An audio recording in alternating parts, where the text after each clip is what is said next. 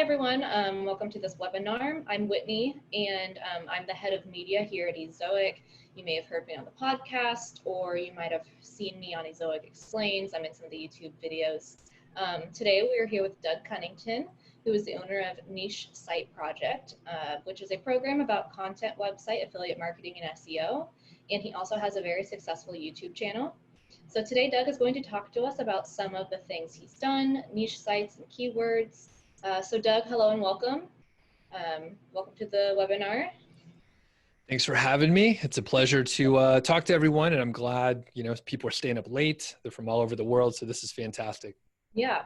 So just to get started, why don't you tell us a little bit about yourself and what you've done? Sure. So as you mentioned, I run a blog called Niche Site Project, have a YouTube channel and a podcast, and I kind of accidentally got into making money online and affiliate marketing. I have an engineering degree and I did management consulting for a little while. It kind of sucked just in general, but it was an okay job, and I actually learned some pretty good management skills and became a project manager in the meantime. And then it was 2013 and I accidentally found Smart Passive Income with Pat Flynn. I think he's like a gateway drug for a lot of people to get into this industry. And I just got obsessed. I listened to like all the episodes I can get my hands on, caught up really quick through his whole back catalog, and then basically just went off on a bunch of tangents from his guest and ended up in the affiliate marketing area. So I was doing that on the side, little bit of success here and there. And then in 2015, I got laid off from that consulting gig. So I decided to give it a chance and try to grow the side gig into a full-time business. Couple, rocky points along the way, but I'm still doing it now. I'm talking to you here. So obviously it worked out, and I've, dabbled in different areas. Like I said, I've been working on courses, and I have some affiliate sites and have been venturing in just different areas of marketing. It's been a lot of fun learning all these different skills and building email lists and that sort of thing. And I guess from an accomplishment standpoint, I've sold a couple sites for over 6 figures. So usually people want some kind of, big headline. Yeah. So I've sold a couple sites, and, I've been doing well for a few years here. Great. And I did forget to mention at the beginning of the webinar, if you have questions while while Doug's presenting or while we're talking, just throw them into the chat or into the Q&A, and we can answer them within the actual webinar. You don't have to wait till the very end, but we will do some questions at the end too if you want to wait.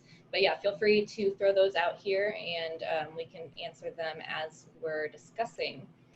So something here that I have that you apparently talk about is keyword golden ratio. So what is the keyword golden ratio and why is it important? So it is just a concept that I made up, and I pulled from various different sources, but the gist of it is it's a data-driven way to find keywords that are generally underserved on the internet. So kind of the supply and demand of keywords. And I think a lot of the concepts were out there already. It's kind of an old school way to do keyword research, but it gets complicated quick, and SEOs tend to push on data really hard. And then the next thing you know, it's unapproachable. So I gave it a good name, and then I made it a very simple formula, which is the all-in title results divided by the search volume. And then it gives you a value, a ratio. And then you want that ratio to be below 0.25. So very simple. And I found that it was really approachable for beginners to have confidence in the keywords they were finding and just be able to get a number that was easy to obtain, generally almost free. And the funny thing, I'm going a little deeper here, but the funny thing is some advanced SEOs, and I was running across this just today, they kind of, they want to discount it. And they want to say, hey, it's not going to work. Mm-hmm. And they want to, say, hey, you should add more factors in there and make it more complicated, but then it's not approachable anymore. So right. KGR is fantastic as a tool in your toolbox, but it's not necessarily like the only thing you need. But yeah, all in title results, advanced Google search. And we'll do a demo here in a second Okay. and show you exactly like how you would determine it. But you find keywords that are ultra long tails. Great. Okay. Yeah, I would love an example of how you use it. Sure, there's an airplane going past. I'm going to shut my window. Yeah, why don't you give us an example of how to use it, or tell us about how you've used it personally?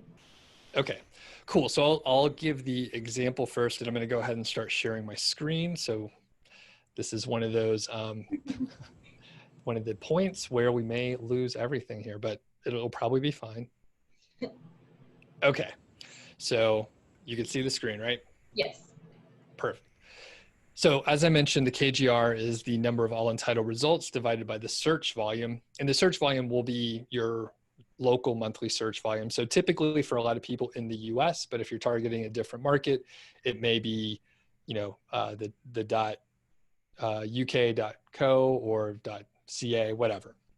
And as far as like the results that I've seen, and I had to go back and look because it's been a little while since I was sort of stress testing this.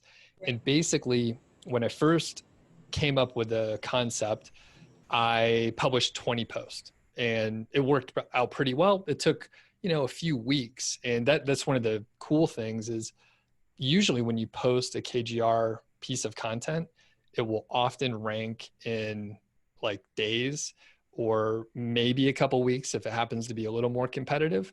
And the awesome part is people were using it that never ranked anything in the top 100 ever. And they would publish one article just to give it a shot and it would work. And then they would have confidence to give it a shot a little further. So anyway, in the beginning, I tested about 20 articles and it went pretty well. So I thought, I'm going to 10X it. I just read that book, the 10X rule. So I'm going to publish 200 articles. And I did it. So I published 200 articles in 5 months. And from a traffic standpoint, it went from in January about 5,000 visitors. And you can see it was pretty static here for a while. I started publishing in, I think, May 2016.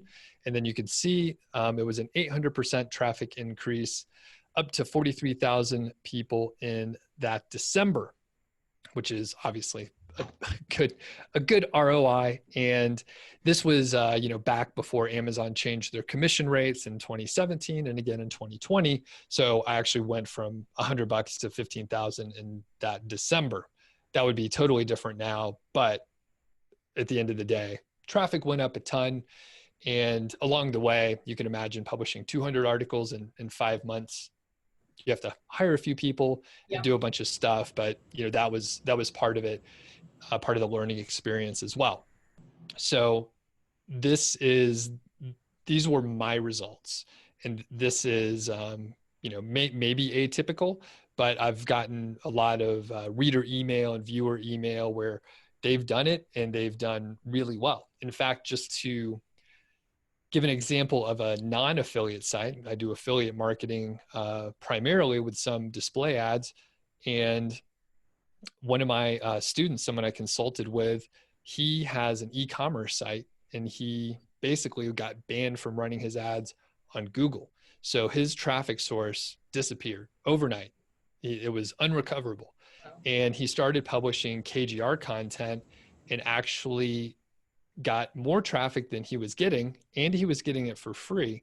And then he emailed me in the last 6 weeks that he crossed $1 million in revenue within 12 months. And just alarming, a huge amount of money. And so it works basically for almost any kind of keyword. So pretty universal and seems to work very well for a lot of people. So one thing I can show you. So I was doing a little, do you have any questions, Whitney, before I launch into it? No, not as of right now. Perfect. Okay. So I was doing some research on a camera. I like camera gear. I got the YouTube channel and stuff. So I was looking at like mirrorless cameras and ran across the site and a few different keywords. And one of the key things that I actually forgot to point out before was that the keyword golden ratio, the search volume, should be relatively low, under 250. So that is one of the rules that a lot of people forget. And I'm using a tool called Keywords Everywhere. So I know it's small, so I'll read it out. But I see the search volume for best entry level mirrorless camera is 390 per month. So technically, it's not a KGR term, but I just want to show you how you find the all in title. So you just type in all in title and you don't use quotes. You put in the full keyword search phrase here. So all in title, colon, the whole search phrase. I usually don't put a space in between the colon and the search phrase. I don't know if it matters, but I never put it in. Definitely don't use quotes though. So when you type or when you hit return, you'll get X number of results. So you'll look here and you see 60 results. So if we go back to our formula here, you would take 60 divided by 390, which Whitney, can you do that in your head for me? No, but I can surely pull up a calculator. So cool. Yeah, I knew you couldn't do it, but at least it bought me a little time there. And yeah, usually I can get kind of close, so 6 and something. You said 60 divided by 390? Yep. All right, I do have it if you don't want to guess. Yep, go ahead. It's 0.15. 0.15. So technically it's under 0.25, but like I said, the search volume was a little too high. Now it doesn't mean this is a bad keyword to go for. It just means it's outside that range where it's, technically a KGR term. And I actually did a little deeper research and found a few keywords that actually do fit pretty well. So there's a calculator, which I can share the link with you later, Whitney, so you can get it out there for everybody. But so you can see here, I calculated it here, and we have this spreadsheet here, and basically it makes it a little bit easier. So what happens is there's a simple formula. So it calculates the KGR ratio, and then it'll shade it. It's a conditional formatting situation. And then we have the search string over here, which it keeps you don't have to type in the all in title. So you'll just be able to click it. So like I said, it took me about 20 minutes to find these few keywords here. There's a bunch that obviously didn't work. I actually spent 20 minutes not finding anything, or 18 minutes not finding anything, and then 2 minutes I found like 5 of them. Right. So that'll happen a lot where you're struggling. I'm like, oh, shoot, I need to find some for Whitney and the crew.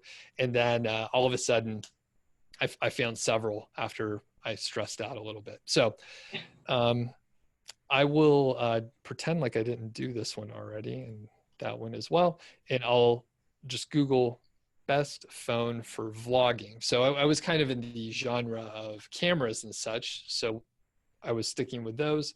So best phone for vlogging. And we see that we have 260 searches per month. So that's good.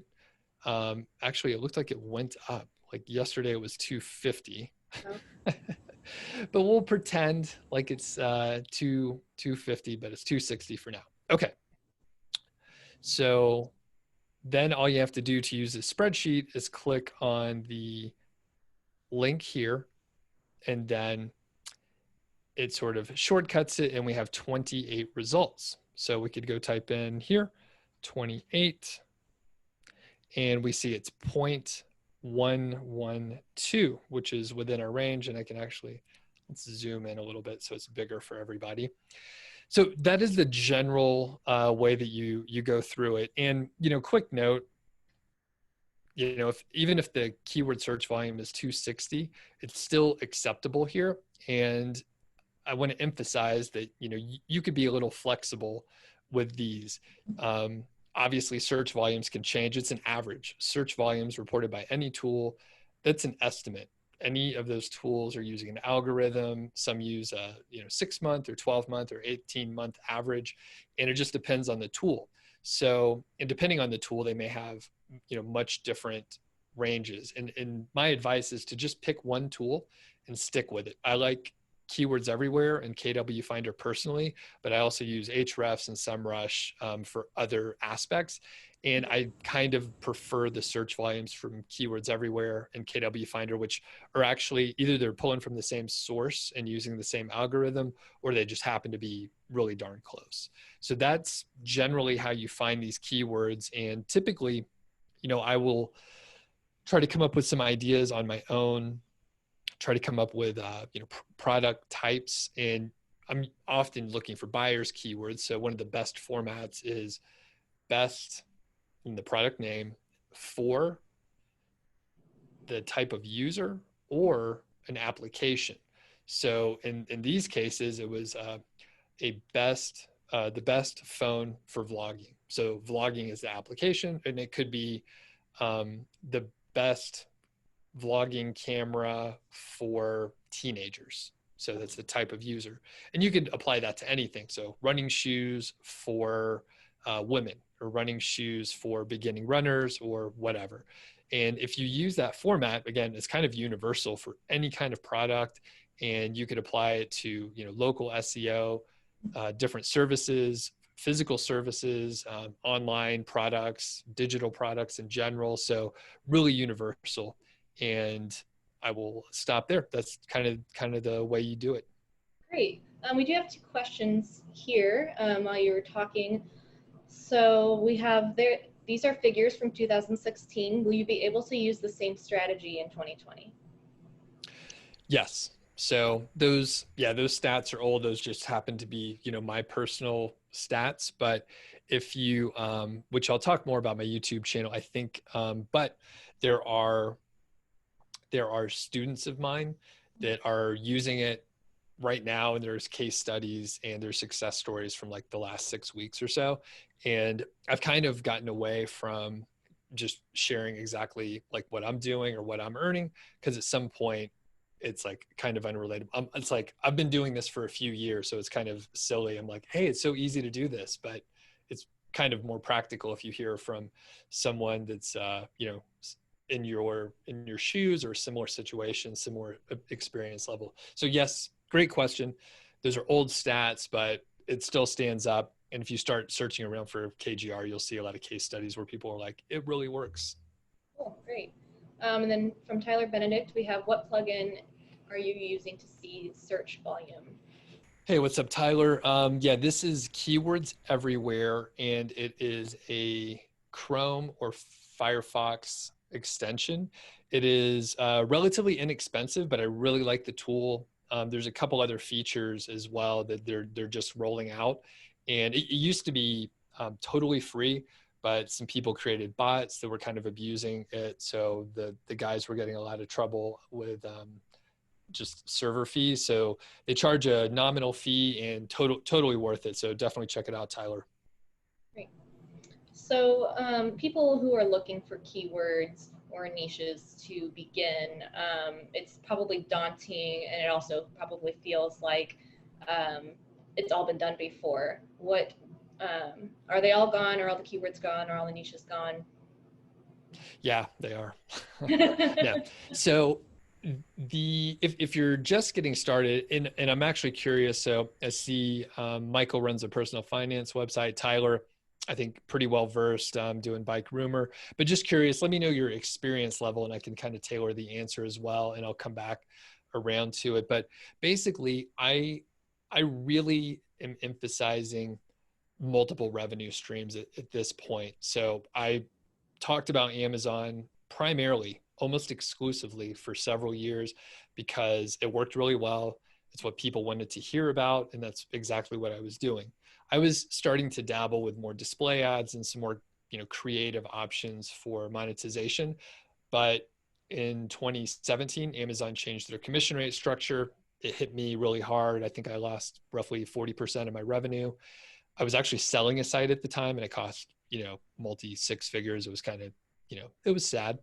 And then in 2020, just in April, Amazon changed the rates again. So a lot of people were getting more traffic. They were making more sales because of the COVID-19 quarantines and just people being at home. And then these rate changes hit a lot of people hard, myself included. Again, we're talking 40 to 50% of a drop. So luckily I'm more diversified now, but still it kind of sucks. So at this point, I recommend people look for niches and topics where there are some physical products. Usually you're going to be able to find other affiliate programs outside of Amazon and outside of, the big ones. There's Walmart and Home Depot and some other, big box stores, but there's individual companies, and often you can work with those individual companies with longer cookie periods and higher commission rates, and really just be able to earn a little bit more money and diversify. The mystery factor, or the X factor, that I think is really important is digital products. So we're talking software and courses. Those have super high margins. It's infinitely scalable, and it's a really good idea if you could find a niche that has those products. You might think, hey, this is a primarily outdoor activity, or it's really offline.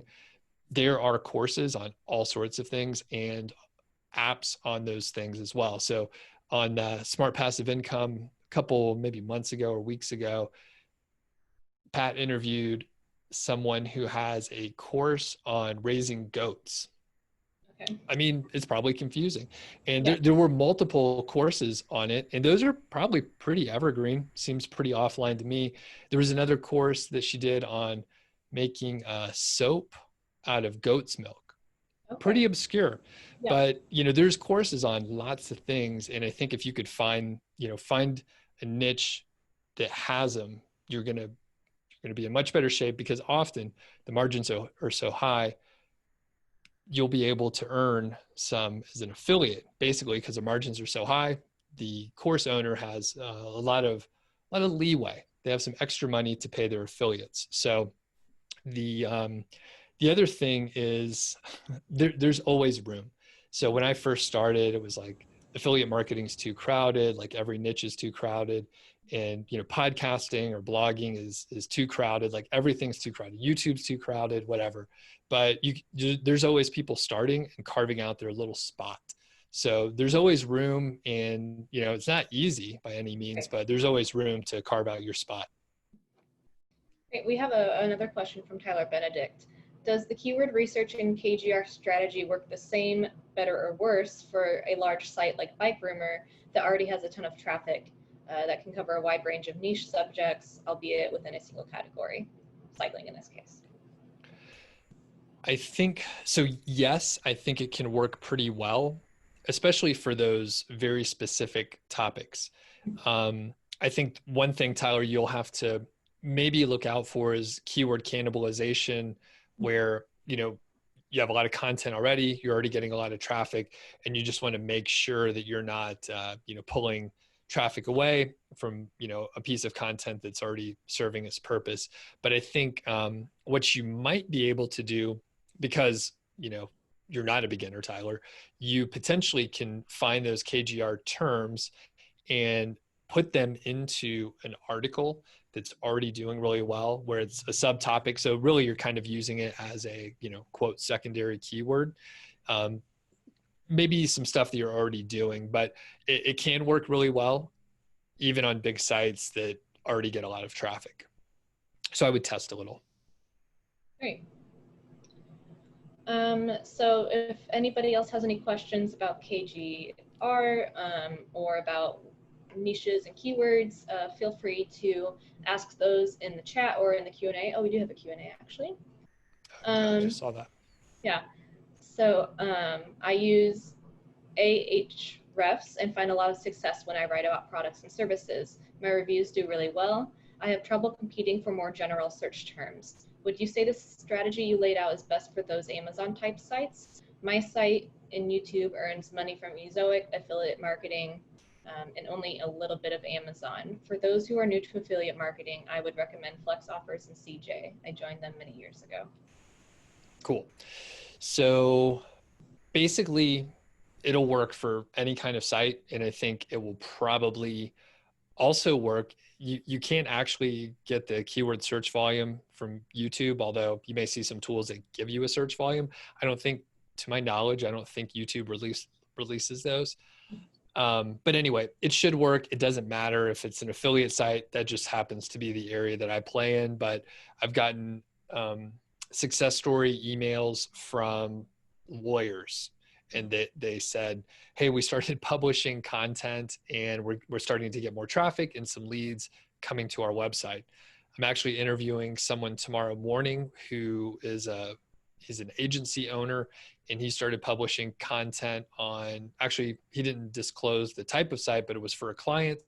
And basically they're getting leads. It's a service-based local business. So they're able to, actually it's probably, I need to reframe this for SEO agencies and just say, go to your clients, explain it. It's a simple concept. And then they're going to be able to potentially publish content and get traffic early. That's one of the magic things, right? You get traffic quick instead of saying, oh, you know what, we're going to have to publish, 50 articles over 6 months, and it may not work. This stuff takes so long versus, hey, we think we can do something.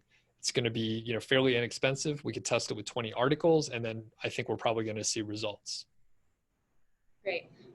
Tyler would also like to throw in that Abbott link is really good too. Much easier interface than CJ, in case people were wondering.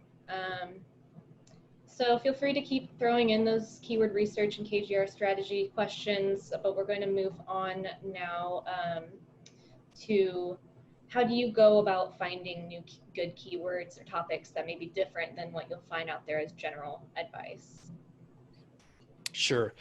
So recently, actually, one place that I do like to look is forums and Quora. If it happens to be a niche where forums are actually active, then you can find often like frequently asked questions, and forums are kind of a mess to actually like find an answer. So if someone's in a hurry, they may want to get the concise answer versus the ramblings of people on the internet trying to answer a question and arguing back and forth. So you can get a lot of insight from forums. I'm big into beer and home brewing beer, and there's a forum out there called Homebrew Talk, and there's so much content out there, and someone could probably get endless ideas forever on homebrewing beer and making fermented products in general. Otherwise, Quora, Reddit, those may be kind of standard places to look, but I think a lot of times people, when you go out and start looking, people will just say, oh, get Ahrefs or SEMrush, or they're recommending a tool because they're an affiliate. So they're just recommending the tool to go find keywords, which is fine. It's actually valuable to go find the keywords that competitors are ranking for so that you can approach those keywords, maybe find out if they're KGR, maybe the site is not actually trying to rank for them. And then you could come in with content that's more focused and targeting that keyword.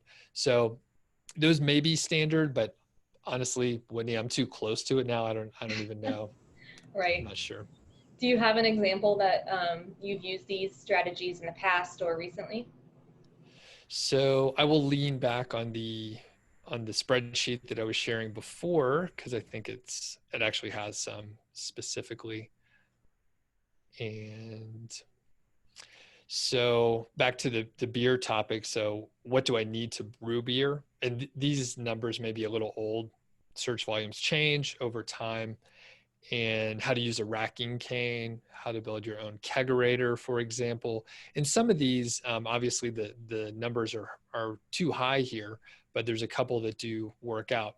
And a lot of these I did literally go to the Homebrew Talk forum, check out some of the questions that people had, and would just start from there. And then another area is just when you Google the term, you will see at the very bottom, I'm just going to scroll quickly down to the bottom. You'll see the related searches right here, which is great. So that's kind of a jumping off point.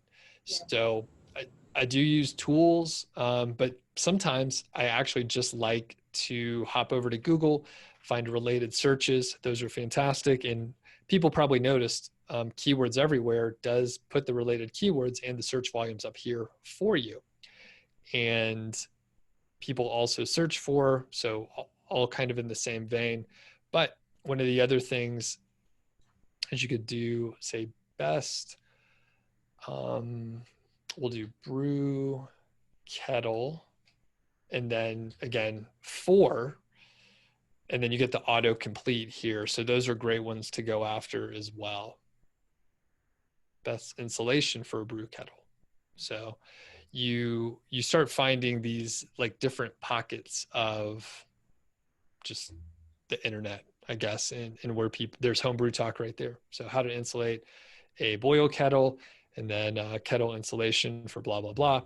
So, so yeah, those are, I actually just like working in Google a lot of times. And funny thing, this has a 0 search volume here, but obviously people are searching for it and trying to figure out what to do with that problem.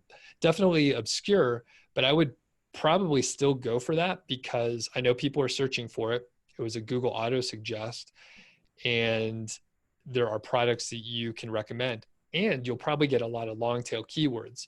People will search for best insulation for brew kettle with a spigot or whatever. So you're in a beer related place. Do you drink beer, Whitney? I do. Yeah. Love it. Yeah. Good. Okay. Personally, I like IPAs. One of my favorites. Yeah. So you mentioned that you have a YouTube channel. Do you want to talk a bit about some of your guides, your YouTube channel, and other resources? Can you show us where they can find those and what someone could expect from viewing them and using them? Sure. Yeah. So the YouTube channel is mostly about affiliate marketing and SEO, and there's some other random stuff in there as well. And I do have several guides and master classes like you mentioned here. So I'm going to share my screen just so I can have them up handy. And really, if you want to learn more with a KGR, is the screen sharing here? Yes, it is. Okay. Just the window? We can see all your tabs as well. Okay, cool. And basically, you have this keyword golden ratio masterclass. I actually worked with a bigger YouTuber to hopefully get more views, and we sort of traded back and forth and did videos. So there's some success stories. There are different tutorials and that sort of thing. So, like I mentioned before, I really taught and talked a lot about Amazon affiliate marketing for a long time, but luckily it's an easy pivot to just overall affiliate marketing and creating content sites and publishing content out there. So a lot of the information here is tutorials. There's a lot of success stories, hopefully to add some credibility for the concept of the KGR and the things that I teach. So I also have a blog where I started that first actually in 2013, and a lot of the topics definitely overlap. I mean, one of the things that I did was just take the topic and put it into the format that people want to learn it in. Some people don't want to read, they want to watch the video. I have a podcast too, so some people want to listen. They would rather do that. Maybe they're commuting, maybe not these days anymore so much, but they would hop in the car and they would listen to the podcast. So a lot of the same topics overall. And yeah. So it's been fun just branching out and spreading the platform overall. Yeah. And then lastly, we have here, what about YouTube? If someone has been debating video for a while, what would you tell them? And just to be clear, so they're thinking, hey, maybe want to start a channel, but I'm not sure. Well, definitely do it. I'm pretty sure it's the reason why you and I are talking right now. So there's a lot of blogs out there, some blogs that are actually great. And they've been, doing it for a long time. And I think the video really helps build like a bigger connection with the viewers and the people that are trying to learn. Usually, and I mean, I sell a course as well. So to sell a course, it's really great to have a little more trust and a little more connection. So it's been very interesting because the beginning of the YouTube channel was, it was silly. Really, I was like scared of the camera. I didn't have the right gear. It took me forever to just do like a short video. And it's funny to think about now, but I really wanted to start YouTube in 14, because a lot of the people that I followed, they did tutorials and I learned from them. And I thought, well, I want to do that too. And I think at the tail end of 2014, I did one live stream on, ironically, keyword research. And it went okay. But I didn't keep doing it. So it was like 2+ years, I think late 2016, before I picked it back up and then kind of consistently actually made a commitment to do live streams, I think either once a week or once a month. It's funny, I can't even remember, starting in 2017. So I showed up, I was doing live streams for almost no one. I think I probably did that for no viewers a few times. Yeah. And I slowly got better. I was able to hopefully improve my speaking in general. I've been able to get all this cool camera gear, which is fun. But the thing is, it opens connections that you didn't even realize. A lot of people watch YouTube. I don't have to tell people that, but just slowly over time in this, affiliate marketing is actually a really small niche.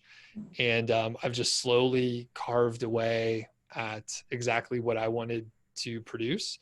It's easy to get burned out, but I think if you're even slightly interested, you should definitely think about doing a YouTube channel. I think it's a great medium. You could just get started on your phone. You don't need anything fancy. You can get fancy, but it's pretty fun, and you can actually expand your network by being able to invite people onto your channel and interview them. And again, it may be a train wreck at the beginning, but you'll get better over time. So it's been really fun, and I've enjoyed it a lot. Yeah. Yeah, and video is growing nearly exponentially right now. It was really popular before COVID, and it's become even more popular. COVID's kind of expedited some of these trends that were already happening. Video is really where it's at right now. So it's really kind of the perfect time to start. Yeah, and people are whatever you're into, there's other people that are into it. Like there's some really small niches that you wouldn't really think of, but you could definitely, we've talked mostly about blog content and keyword research, but you could do this. You couldn't use the exact KGR methodology, but you could approach long tail keywords in a specific niche and probably grow your channel from there. I mean, one thing that I've done in the last probably 6 months or so was basically I stopped doing keyword research. I got a little burned out. I've done a few case studies where I published like multiple videos per day for long periods of time just to see what would happen. So I got burned out, and it's easy to be a slave to the analytics because YouTube gives you insane analytics. And all of a sudden you're making videos that you don't care about, that you're not super interested in, maybe to get views or basically, just get more views and maybe a couple more subscribers. But at the end of the day, you end up getting kind of bored, burned out. So at this point, I will shift back, by the way, but right now I'm doing like long form interviews and publishing those. Maybe once a week or every 2 weeks, I'll publish maybe something a little more tutorial based, but generally it's long interviews, which are, at least in our niche, it doesn't, they don't get a ton of views because people want to watch like a 10-minute video on YouTube, not a 90-minute interview. Great. Is there anything else that you wanted to talk about, discuss with viewers? Right now would be a good time for any last cues for Q&A. Cool. Yeah. So people are obviously watching video now, so definitely it would be great if you checked out my YouTube channel. And if you like audio and podcasts, I love doing the podcast. It's actually like maybe slightly my favorite over YouTube, very close. But I do a show called Doug Show. So it's doug.show. I got that URL. And you can subscribe on all the different directories out there. And of course, Niche Site Project. So you can sign up for the email list there. I share basically like probably 95% of all my templates and systems and stuff like that. Some of the most valuable, by the way, are around hiring writers to do content, hiring freelancers from Upwork, and just the process to do that. So those are the 3 places you could check out, and any support you could offer is great. Tell a friend. Yeah, definitely. One last chance for any questions or comments for Doug. And then I do want to mention that we will be doing another webinar, I think later this week or sometime next week, where basically Tyler is going to gather a bunch of questions we haven't been able to answer, and he's going to answer them. So if you have more questions on keywords, or if you have questions that you've been dying to ask, anything about website ownership or about Ezoic, look out for that webinar. Tyler Benedict says thank you. We do have we have a couple questions. So with KGR, is that something that your students go all in on? I'm wondering how to do so much long tail while balancing the needs of a newsletter audience that craves articles with broad appeal. So I think typically when how old's your site, Michael, by the way? So a lot of times when I'm coaching folks, they're starting a site from scratch. So in that case, I generally recommend 70 to 80% to be that long tail keywords, and the remainder to be sort of the short tail, those broad topics with mass appeal. And okay, so your site's 6 years old. And I would argue, potentially, and I could be wrong, but I would argue that going in with a super specific topic will get the people that are interested in that topic like even more indoctrinated or into your brand in general, because they're like, oh wow, I was wondering about that weird obscure thing. Michael's just as crazy as I am.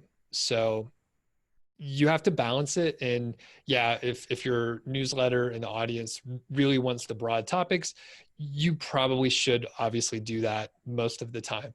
But I would encourage you to test something pretty obscure, because people are into it. And I've noticed that on the podcast, for example, because I decided to make it a little more personal versus just here's a 15-minute episode with a bunch of action items or a bunch of facts.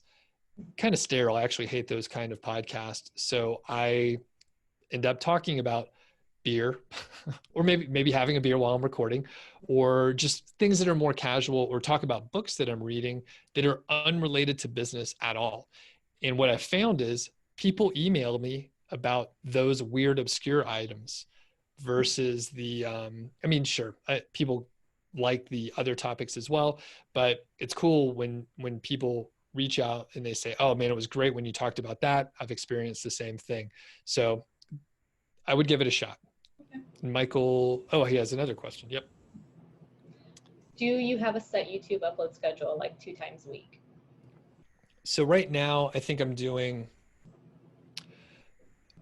slightly more than 1 per day most of the time. So depending on if I'm launching a product or anything like that, which I happen to be launching one coming up soon. So I'm not publishing as much, but I do a live stream on Fridays, and I usually publish, to actually answer your question, Michael, I usually publish on Mondays as well. And so it's Mondays and Fridays 95% of the time. I've also started taking those long form interviews and chopping them up into smaller segments from, say, 5 minutes to 12 minutes or so, kind of like Joe Rogan does, although it's not working as well as I would have hoped. But people, number one, some people said, I hate it when you split up the videos, it clogs up my feed. But then there's an equal number of people who say, I love it when you do the clips because the long interviews are too long and I just want to see the segment. So I decided to go ahead and publish the little segments and the little clips. So because I'm doing that, I can basically publish every single day a little clip. Then I also started publishing the podcast with no video. I just have the thumbnail and it's automated. It's no extra work for me. So that publishes as well. So because I'm repurposing content in multiple ways, basically I'm publishing once per day, but brand new stuff, typically twice a week, most of the time. Great. Well, if there's no other questions, I want to thank you for joining us, Doug, and for discussing keywords and niches and starting YouTube. And then I also, like I said, if you have questions that you would like answered, we are doing another webinar. If you want to ask those questions, get them to tylerbishop@ezoic.com, and that'll wrap this up. Thank you everyone for joining.